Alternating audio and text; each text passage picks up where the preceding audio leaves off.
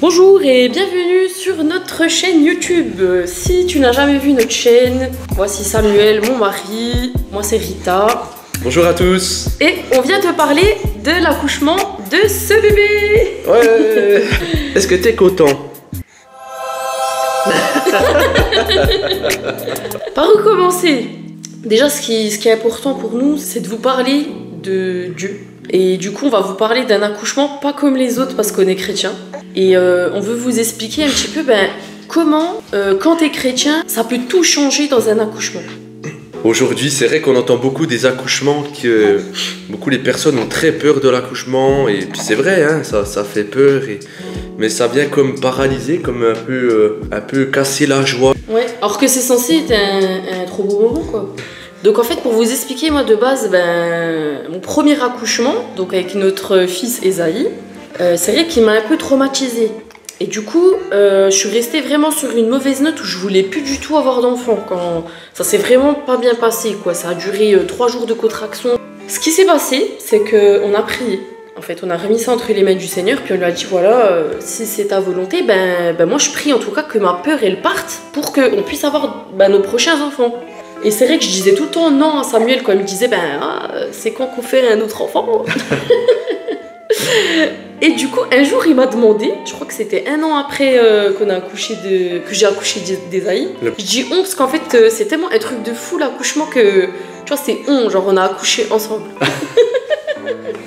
D'ailleurs, pour la petite anecdote, faut que je vous retrouve la photo, mais quand j'ai accouché, les soignantes, elles étaient mortes de rire parce qu'en fait, c'est Samuel qui prenait mon lit. Donc, tu vois, il me virait un peu de mon lit, genre, attends, s'il te plaît, je peux me poser parce que je suis fatiguée. Je tiens à préciser que c'est pour le premier bébé. Non, attends, il se posait. Pour le deuxième, j'ai changé. Il se posait dans le lit comme une femme enceinte. C'était, oh my god, c'était tellement drôle. Pensez. Un jour, Samuel, il me dit, Rita, est-ce que ça te dit de faire le deuxième bébé? Et d'un coup, moi qui étais traumatisée, qui refusais catégoriquement d'avoir un deuxième enfant, Dieu, sans que j'y pense, sans que je le sache, il m'avait délivré de cette peur. Et puis là, ça m'a paru naturel. J'ai dit, ouais, vas-y, faisons le deuxième enfant. Bien. Et du coup, je suis tombée enceinte, ça s'est très très très bien passé. Et gloire à Dieu, vraiment là j'étais dans la paix cette fois-ci. Du coup, on était dans les travaux, je tiens à préciser, et ma femme est vraiment tombée au bon moment enceinte, car une fois qu'on avait fini les travaux, elle m'annonce qu'on attend le deuxième. Et c'était juste pour vous dire cette petite précision, Dieu fait bien les choses, il s'occupe bien de nous. Le jour de l'accouchement. Alors la brave guerrière. C'est moi. C'est vous? Vous avez été courageuse et brave. C'était pas facile, mais ça va. Bravo. Le Seigneur, il a bien facilité. Daniel. Le soir, en fait avec Samuel on prie. Donc ça, c'était la nuit du 26 février au 27 février, parce que lui, il est né le 27. Voilà. On prie, et puis Samuel d'un coup il me dit il me dit Rita, t'entends pas le Seigneur, il essaie de nous dire un truc. Bon, désolé, ça, on peut pas contrôler, on fait comme on peut. Et du coup, je dis non, écoute, je sais pas ce qu'il veut dire, j'entends rien. Donc t'étais dans ta chambre et là Dieu, il s'est adressé directement à toi. Oui, du coup, moi, je sens que je repars en fait dormir, et du coup, ce soir-là, j'allais m'asseoir et j'entends dans mon esprit, mets-toi à genoux. Donc du coup, je me mets à genoux. C'est pas toujours que je prie à genoux, mais là, je me suis mis à genoux. Et j'entends aussi, pareil, une voix qui me dit, le moment est là.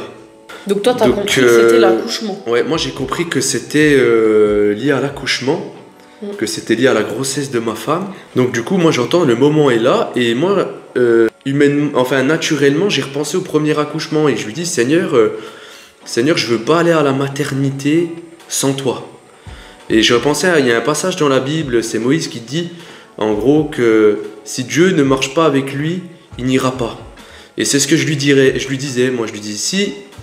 si tu ne marches pas avec moi, si tu viens pas avec moi, je n'irai pas. Même si je pense que j'aurais pas eu le choix. Mais j'ai prié dans ce sens-là. Et on savait pas si c'était un garçon ou une fille. Ah ouais, ça c'est un truc clé. On voulait pas savoir le sexe. Enfin, Samuel ne voulait pas savoir le sexe. Il me disait, je sens que Dieu, il veut qu'on fasse comme ça. Voilà, pour résumer, on pensait quand même que c'était plus une fille. Et moi, quand Ouais. je priais du coup dans ma chambre et que je disais à Dieu, je veux pas y aller sans toi, bah du coup, il m'a révélé que ça allait être un garçon.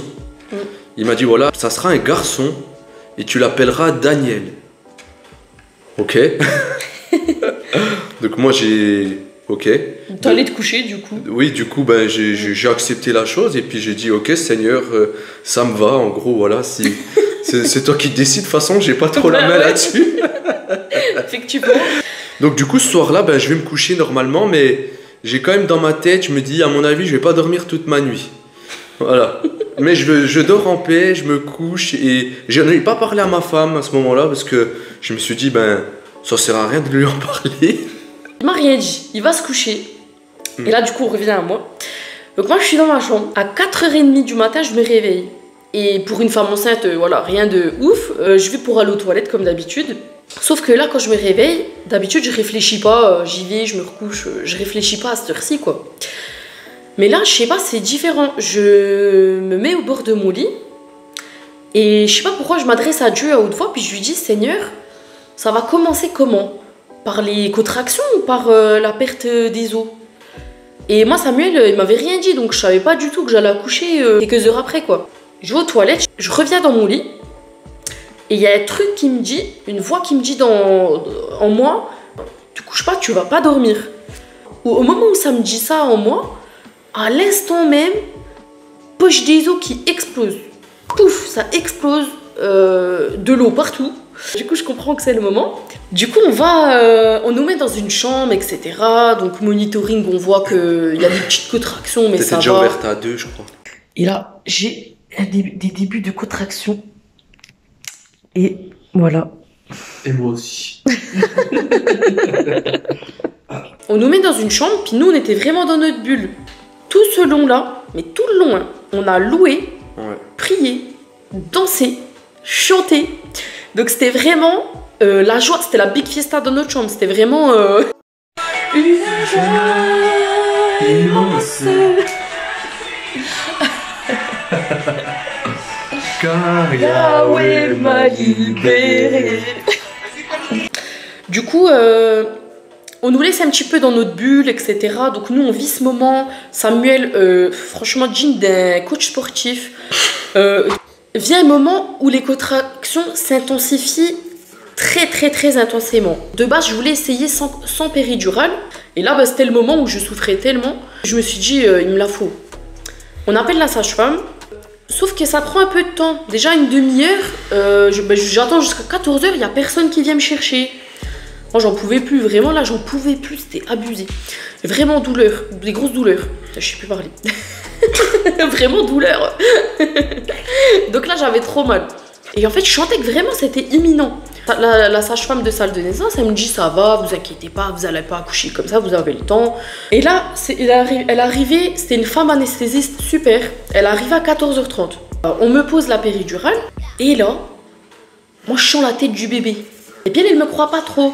Mais franchement, je lui en veux pas du tout. Et merci Seigneur parce que là aussi, dans les moments où ça n'allait pas, en temps normal, moi j'aurais paniqué parce que j'ai une nature très stressée hors Dieu. Quand j'avais pas Dieu dans ma vie, j'étais extrêmement anxieuse. J'étais stress girl, vraiment. Et je ne m'identifie plus à cette personnalité. Ouais, maintenant t'es plus stress girl. Non. Maintenant, je suis enfant de Dieu. Et du coup, elle me croit pas trop. Elle me dit non mais vous inquiétez pas, vous allez pas accoucher comme ça. Je viens de vous contrôler, vous étiez à 4. Voilà, vous avez le temps. Attendez au moins 10 minutes parce que sinon, si vous accouchez maintenant, c'est sûr que vous allez tout sentir. Et moi, je me dis, bon, voilà, elle connaît son métier, elle a l'habitude, etc. Je vais lui faire confiance. Mais elle sort, et 2 minutes après, moi, j'ai dit à Samuel, écoute, Samuel, là... Appelle-la, quoi. Ouais, je dis là, en fait, je peux vraiment plus attendre. Appelle-la, là, c'est... Je dis là, ça pousse, enfin, le bébé, Ouais, il est là. Donc là, Samuel, il va chercher la sage-femme. Et puis elle, bon... Elle était très gentille, hein, mais elle me croyait pas du tout. Elle était un peu pessimiste, quoi. Ouais, elle était là en mode bon. Ça viendra pas maintenant. Vous nous avez fait peur quand même, mais. Un petit peu, mais merci d'avoir été là. Du coup, elle regarde en mode c'est bon, tu vas pas accoucher tout de suite. Et là, poker face. Je vois qu'il y a un mouvement de stress en fait sur elle. Ouais. Et puis elle nous dit ah mais vous êtes à 10. Et là, toc, toc, toc, toc, toc, elle commence à vite sortir ses trucs. incroyable. Elle commence à stresser. En fait, la tête était là. En fait, le bébé, il était là. J'étais à 10. Le cœur du bébé ralentissait. Elle commence à déballer les affaires. Et d'un coup, la machine, elle sonne. Enfin, franchement, c'était comme dans les films. Elle déballe. Et là, le truc, ça commence à sonner comme quoi le cœur, il ralentit dangereusement. Donc là, ni une ni deux, elle appelle en urgence toute l'équipe. Il y avait une personne, ils sont 10 d'un coup. Moi, j'étais dans une paix extrême. Moi, j'étais à côté, puis je disais, allez, Rita, là, puis il y a une sage-femme, elle te disait à un moment donné, là, madame, faut vraiment y aller. Ouais, là, elle m'a mis un coup de pression. Je vous recontextualise, on m'a posé la péridurale à 45, j'ai accouché à 55. Ouais. Donc 10 minutes après, hein. C'était vraiment une dinguerie.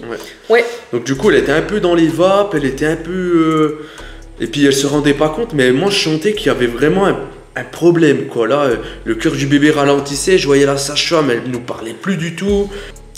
Moi, détente, on me dit tout, voilà, tout le monde m'encourage, mais moi, je suis là en mode ça va, enfin, Dieu est là, je me sentais vraiment en paix. Tout le monde était paniqué, sauf moi. Et en fait, Samuel, il y a un moment, eh ben, il prend autorité au nom de Jésus. Ouais. À un moment donné, je me suis dit, là, c'est grave. Je voyais la façon où il parlait à ma femme. Je me suis dit, oula, le premier, ça nous a fait pas comme ça quand même. Je sais plus ce que j'ai dit, je sais même plus ce que j'ai dit. J'ai pris autorité, j'ai dit, Seigneur, cet accouchement va bien se passer, ça va bien se finir. Il y a un moment, du coup, il fait cette prière, et là, eh ben, le pédiatre, il sort les spatules.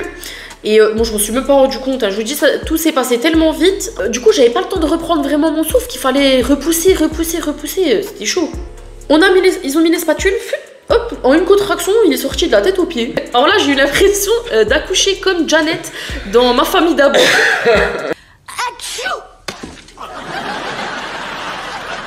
L'accouchement se termine comme ça. Ça s'est bien terminé. Pour cette fin d'accouchement, ce que je voudrais vous dire, c'est que déjà, on a fait confiance à Dieu et Dieu nous a mis la paix dans notre cœur. On s'est pas inquiété et lui, il s'est occupé de tout. Il a envoyé les bonnes personnes pour que ça se passe bien et que ça se complique pas plus que ça. Donc du coup, le petit est sorti en bonne santé. Je pense que c'était vraiment un miracle. Du coup, Dieu avait raison parce que c'était un garçon. C'était un garçon et du coup, on l'appelait Daniel. Voilà, il est venu comme Dieu nous a dit. Le 27 février, 14h56. Et c'est pour vous dire d'un accouchement traumatique. Alors, il y a vraiment une grande différence. Tu vois, quand tu mets ta confiance en Dieu, ça change tout. Aussi quand tu... parce que le premier, par exemple, on savait que Dieu est avec nous. D'ailleurs, en tant que chrétien, on sait que Jésus est avec nous tous les jours jusqu'à la fin du monde, la Bible dit. Là, c'était différent parce qu'on l'a vraiment invité à se manifester. Et on a loué, on a même pu prier pour les autres personnes qui étaient en train d'accoucher. On n'était pas focus que sur nous. Du coup, ça a fait toute la différence en fait d'inviter. Et je voudrais vous mettre en garde quand même avec mon mari sur quelque chose. Il y a quelque chose qui nous a particulièrement frappé. C'est que dans les accouchements, en fait, Satan, il veut déjà avoir une main sur votre enfant. Et il va utiliser des choses comme l'hypnose, l'acupuncture, l'homéopathie, la méditation, vider son esprit, faire du yoga, machin. Tu vois, tous ces trucs qu'on propose beaucoup aux femmes enceintes, aux femmes qui vont accoucher, ça ouvre des portes à Satan dans ta vie. Et moi, je veux vraiment te mettre en garde de ne pas faire ces choses-là. Sur nos bébés aussi. Ouais, parce qu'en fait, ça donne un droit d'accès. Ça veut dire, tu ouvres la porte et il a le droit d'agir dans ta vie. Il y a toute une dimension spirituelle que vous ne voyez pas dans un premier temps parce qu'on vous annonce ça comme une solution miracle. On vous annonce ça comme une solution qui fait du bien. On vend la chose vraiment commercialement très très bien, quoi. C'est comme un vendeur sur AliExpress. Tu vois, l'image c'est magnifique, ça a l'air super beau, etc. Mais en fait, t'es grave déçu quand tu reçois le produit. En fait, c'est la même chose. Donc, toutes ces choses occultes, elles vont grave te décevoir parce qu'au final, ça va te faire soit disant du bien sur le coup, ou ça va même rien te faire parfois. Les barreurs, tout ça, voilà. Tout ce que vous pouvez... Ça va rien te faire sur le coup ou te faire du bien en surface. Sauf que c'est après le problème, c'est que ton problème, il va se déplacer ailleurs. T'as ouvert des portes spirituelles à Satan et ça lui donne un droit d'agir dans ta vie. Mais vraiment, on voulait vous avertir, ne laissez pas ces choses accéder à vous, et ni à vos enfants. Parce que la Bible vraiment les dénonce ces choses. C'est vraiment... Dieu nous avertit de ne pas les pratiquer. Et que vous soyez chrétien ou non, vous avez le droit de dire non. Vous avez le droit... Moi, je vous conseille vraiment en fait de prier seulement Dieu. Priez Jésus-Christ. Si vraiment vous avez des choses qui... Voilà, des moments difficiles, priez Dieu, priez Jésus. Mais ne vous tournez pas vers tout ce qui est occulte. Parce que ça paraît beau. Mais ça paraît un beau fruit. Mais le fruit est empoisonné. En tant qu'homme, on est spirituel aussi. On est créé âme, esprit et corps. On a un esprit, on n'est pas que physique ici. Et il faut faire attention à ce qui rentre par l'esprit. Ces choses, on va forcément vous les proposer parce que c'est ce que le monde propose. Donc, vous serez sûrement confronté dans votre grossesse à ce qu'on vous propose, de la méditation, des trucs, tous ces trucs qu'on a cités là, tous ces trucs bizarres, occultes. Mais voilà, faut pas hésiter à se positionner, à refuser. Et par contre, si vous avez accepté ces choses-là, que vous les avez faites et que vous n'étiez pas au courant, ce que je propose, c'est qu'on va prier pour vous.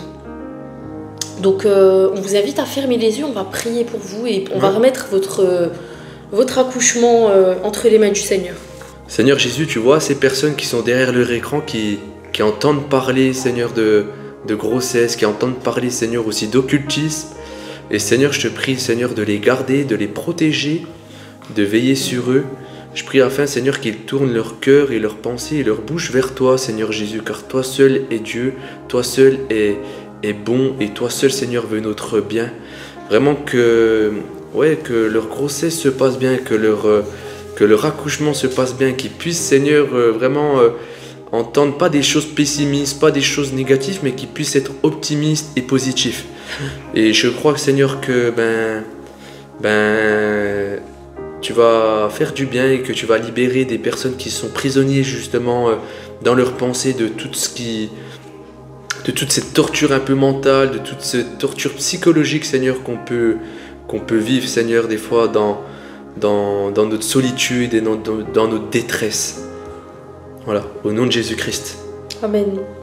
Amen. Oui, on prend autorité au nom de Jésus sur toutes ces pratiques occultes qui ont été utilisées, pratiquées dans la vie des personnes qui regardent cette vidéo actuellement. On croit, Seigneur Jésus, qu'il n'y a pas de limitation dans le temps, pas de limitation de distance aussi pour la prière. Et je prends autorité sur ces pratiques qui ont été faites et on brise au nom de Jésus tous les liens sataniques. Vraiment toutes les pratiques démoniaques qui ont été réalisées par les spectateurs de cette vidéo, on les brise dans le nom de Jésus. Amen.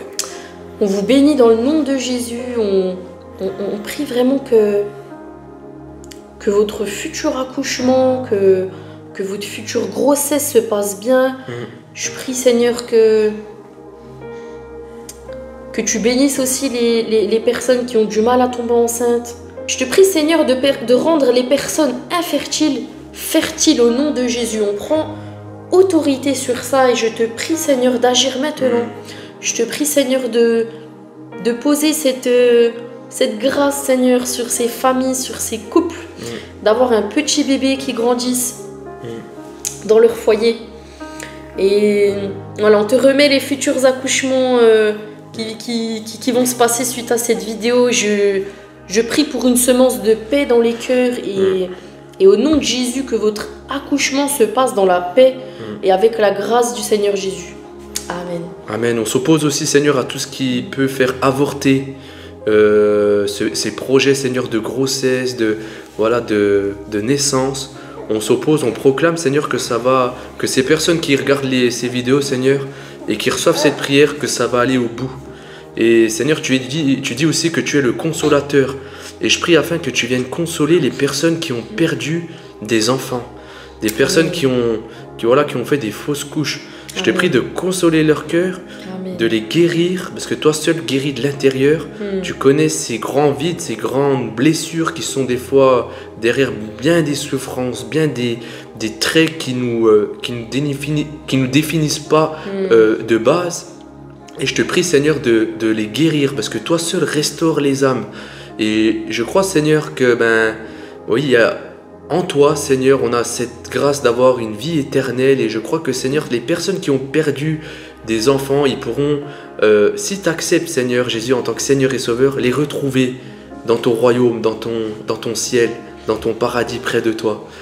Et vraiment, on console ces personnes et on proclame que les projets de grossesse, que ça prenne vie. On proclame la vie de Jésus-Christ. Amen. Voilà.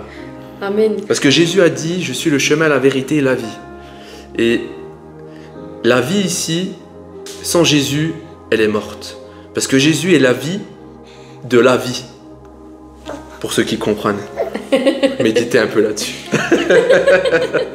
On espère que cette vidéo t'a plu. En tout cas, on te dit à bientôt dans une prochaine vidéo. Et n'hésite pas à partager à une femme enceinte. Ouais. Un mari qui a une femme enceinte. À Pierre-Paul Jacques. On espère que ça pourra les aider. En tout cas, on vous embrasse et soyez bénis. Soyez bénis, merci de nous avoir écoutés.